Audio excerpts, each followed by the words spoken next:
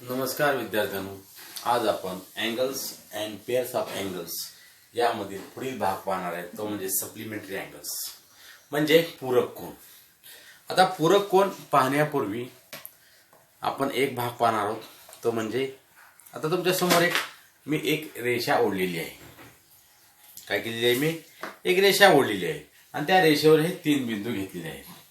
आता रेषा ए हे जे तीन बिंदू आहेत, तर या रेषेला आपण काय म्हणणार आहे? हा जो कोन इथं तयार होतो ह्या रेषेवर, कोणता कोन तयार होतो?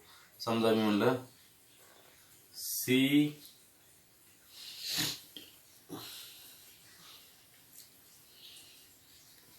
हा जो कोन आहे तो CBA हा जो कोन आहे तो किती मापाचा कोन आहे?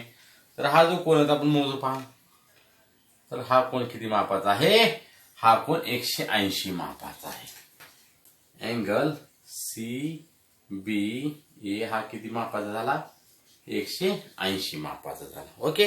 आता ह्या कोनावर हा टी हा बी हा एक बिंदू आहे. आता ह्या बी बिंदू पाशी मी एक किरण काढतो. पहा, या बी बिंदू पाशी काय करतो? मी एक किरण काढतो. कसाही काढा, कुठेही काढा, काही अडचण नाही, नो प्रॉब्लेम. आता हा किरण काढला, त्या किरणाला नाव देतो मी BD. हा BD मी किरण काढलेला आहे. बरोबर. हा जो BD किरण काढलेला आहे, आता त्या किरणामुळं इथे आपले किती कोन तयार झाले? दोन कोन तयार झाले. या किरणामुळे किती कोन तयार झाले? दोन कोन तयार झाले. कोणकोणते?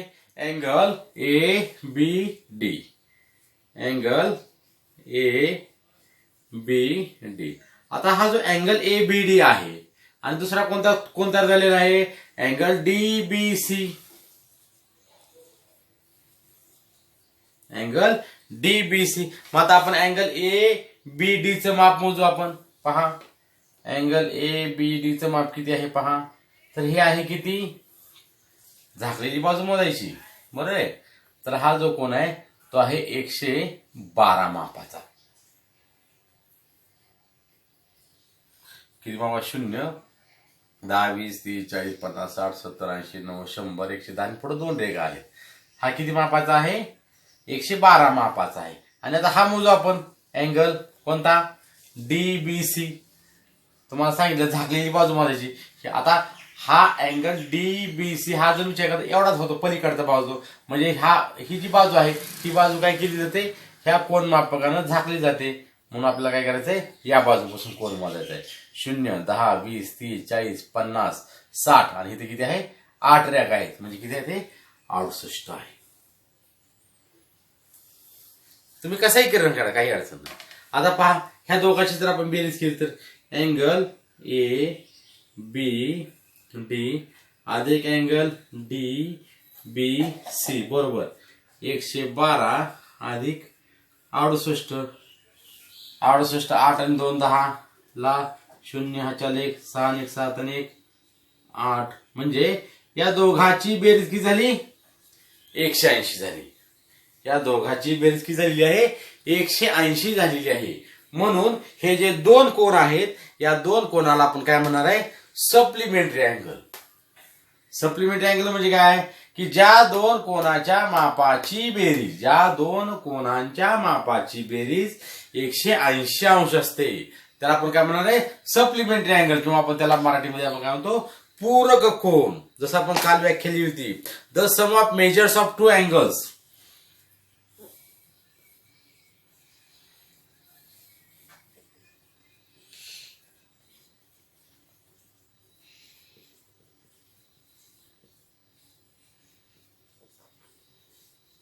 The sum of measure of two angles is 180. 180 म्हणजे काय? ज्या दोन कोनाच्या मापाची बेरीज 180 असते त्याला आपण काय म्हणतो? They know as supplementary angle.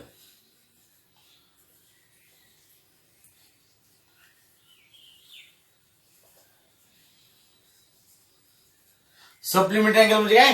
पूरक कोन. ज्या दोन कोनाच्या मापाची बेरीज किती असते? 180 अंश असते. त्याला आपण काय म्हणणार आहे? पूरक कोन. तर अशा पद्धतीची जी उदाहरणं आहेत प्रॅक्टिस सेट 17 त्याच्यामध्ये पहिला आणि दुसरा आकडा आता आपण पाहणार आहोत. तर पहिला आकडा आता आपण पाहूया. 120 दिलेला आहे. सप्लिमेंटरी अँगल पूरक कोन काल सांगितल्याप्रमाणे पूरक कोन म्हणल्यानंतर एक काम करायचं, दिलेला जो कोन आहे तो 180 मधून वजा करायचा. अगदी साधं सोपं. आणि कालचा होता तो आपला कुठला होता? Complementary angle.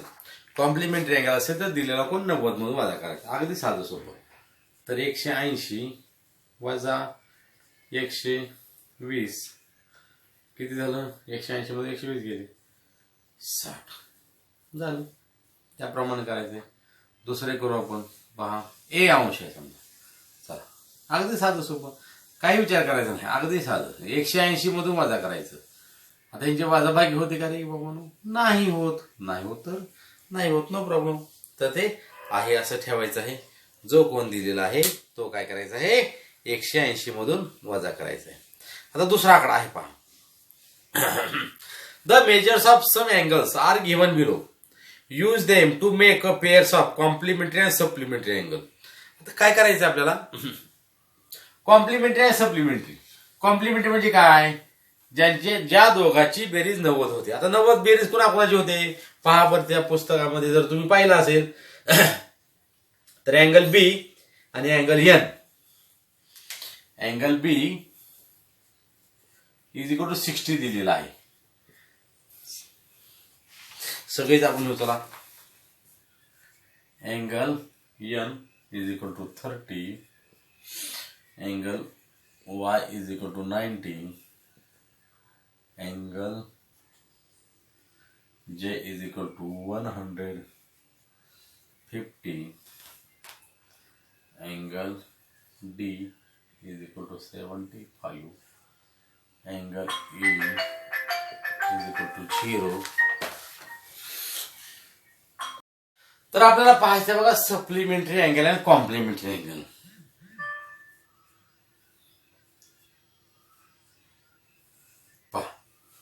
आता ज्या दोघांची बेरीज, एक दोन उदाहरणं सांगतो तुम्हाला, उरले तुम्ही करा. ज्या दोघांची बेरीज किती होते? 90 होते. कॉम्प्लिमेंटरी अँगल पहा. हा डी किती मापाचा आहे? 75 आणि 15 काय झालं? 90. म्हणजे कोणकोणते आले बघा? Angle D and angle F. पहिला आकडा ह्यात आणखी 90 बेरीज कोणाकोणी होते पहा. बी आणि एन. अँगल बी आणि अँगल एन. आणखीन बेरीज 90 कोणाकोणी होते पहा. 0 आणि 90 वाय आणि ई.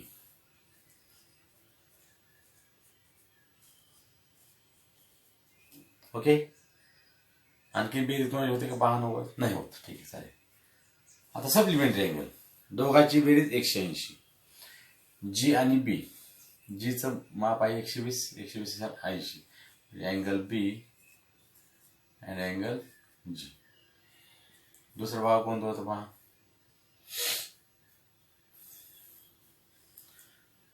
150 आणि 30 यांची बेरीज होती बघा. अँगल एन अँड अँगल जे. तिसरे भाग होता का कोणता आणखी?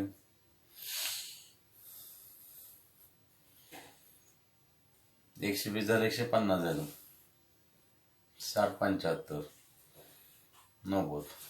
आणखीन कोणाची होत नाही. होत असेल तर ते तुम्ही पहा. ओके. तर अशा पद्धतीनं प्रॅक्टिस सेट 17 मधला आपण आज पहिला आणि दुसरा आकडा पाहिलेला आहे. धन्यवाद.